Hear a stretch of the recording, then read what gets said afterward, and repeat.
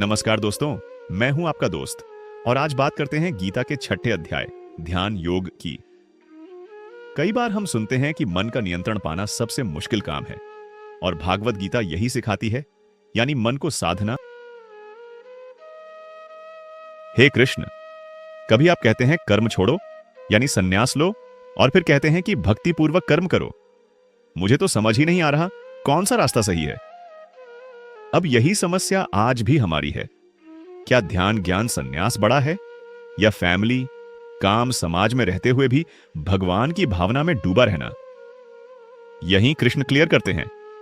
ज्ञान योग और कर्म योग दोनों की मंजिल एक ही है। फर्क है तो बस अप्रोच का, यानी कोई संसार छोड़कर साधना करता है, कोई अपने कर्तव्य निभाते निभाते ही प्रभु से जुड़ता है। कृष्ण कहते हैं, जो इंसान राग द्वेष से मुक्त होकर आसक्ति छोड़े बिना फल की कामना के कर्म करता है और सब परमेश्वर को अर्पित कर देता है, वही असल कर्मयोगी है।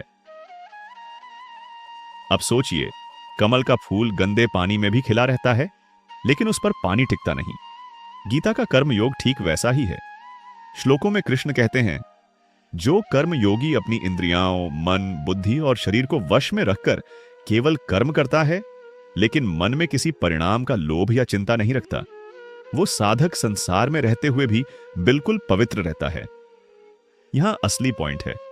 योग का मतलब जोड़, यानी जब हर काम, चाहे नौकरी हो या समाज सेवा, ईश्वर को समर्पित होकर किया जाए तो कर्म बॉन्डेज में नहीं बांधता। इंटरेस्टिंग यह भी है कि कृष्ण बार बार कहते हैं, संन्यास और कर्म योग दोनों के अंतिम परिणाम एक ही हैं, बस रास्ता अलग है। जो इंसान गृहस्थी के बीच रहकर अपनी जिम्मेदारियां निभाते हुए योग करता है, वह भी उतना ही महान है जितना कोई सन्यासी। असल फायदा उन्हें है जो अपने कर्मों में ममता या मैं कर रहा हूं का अहंकार नहीं रखते। सब कुछ परमात्मा को समर्पित करना, यही कृष्ण भावना भावित कर्म है। कनेक्ट करें आज की लाइफ से। हम अक्सर सोचते हैं त्योहार पर पूजा करना, मंदिर जाना या सब छोड़ देना ही असली भक्ति है। पर गीता के हिसाब से अगर आप ईमानदारी, सेवा और प्रेम से परिवार, दफ्तर, समाज का भी काम कर रहे हैं और उन्हें प्रभु को समर्पित मानते हैं, तो वही कर्मयोग है।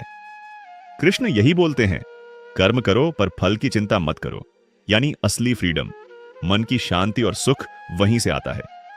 उदाहरण के लिए, एक किसान खेती करता है पूरे मन से, पर आखिर में फसल भगवान को अर्पित करता है। कर्मयोग के फायदे क्या? ऐसा इंसान गिल्ट, पछतावे या पछतावे से बचता है, संतुलन बना रहता है, क्योंकि उसका मन भीतर शांत रहता है। उसे अपने पराये, राग द्वेष, इच्छा अनिच्छा से मुक्ति मिलती है। और सबसे बड़ी बात, वह धीरे धीरे परम शांति, आनंद और समाधान को पाता है। तो गीता का यही मर्म है, कर्म करते रहो, लेकिन उसमें कृष्ण भावना, समर्पण और निष्काम भाव जोड़ लो। छोटा या बड़ा नहीं, हर कर्म प्रभु को अर्पित हो सकता है अगर भाव शुद्ध हो। अगली बार जब आप घर या दफ्तर में कोई काम करें, जरा सोचिए, क्या मैं यह काम सेवा, समर्पण और योग भावना के साथ कर रहा हूं? यही है कर्मयोग। बिना फल की इच्छा, भगवान को समर्पित हर कर्म जिंदगी में असली सार, शांति और आनंद लाता है। जय श्री कृष्ण।